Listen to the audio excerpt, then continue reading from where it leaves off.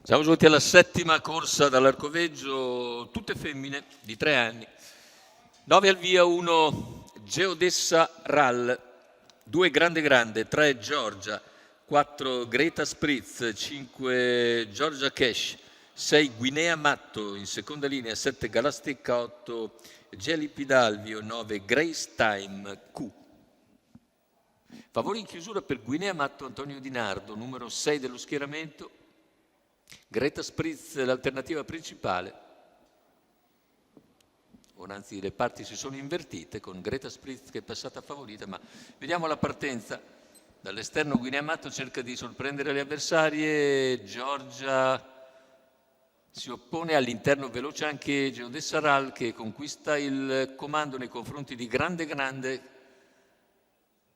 anche Giorgia prova a superare Grande Grande, cerca di farsi spazio lungo la corda, ma per il momento non riesce e quindi è costretta all'esterno. 400 iniziali che se ne vanno in 29,6 veloci per la categoria, con Geodessa Ral che conduce. In seconda posizione Grande Grande, all'esterno costretta Giorgia. Numero 9 Grace Time Guinea Q, Matto, squalificato. tanto la squalifica per Grace Time Q. Numero 8 Gea 45,6 Lipidalvio, per i primi 600 di gara, anche Gea Lipidalvio ha sbagliato e così all'esterno a questo punto muove con decisione Guinea Matto dopo un giro in 1 minuto e 9 decimi.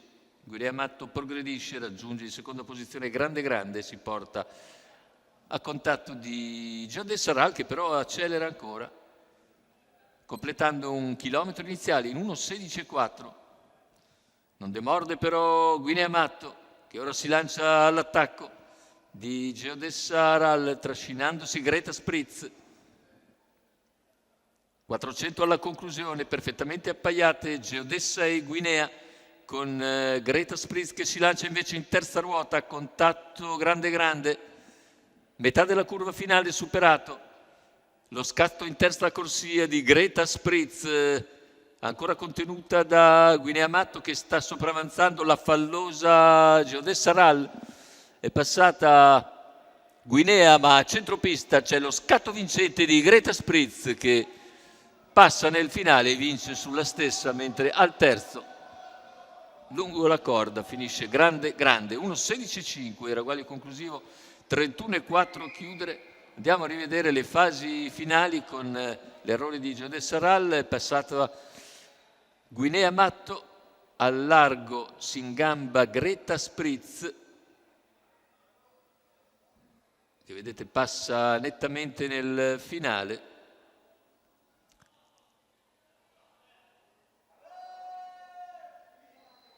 E taglia il traguardo, non proprio bellissima di andatura, vedremo, ci sarà forse intervento della giuria perché non è bellissimo il trotto di Greta Spritz sul palo, tutto quindi da ufficializzare.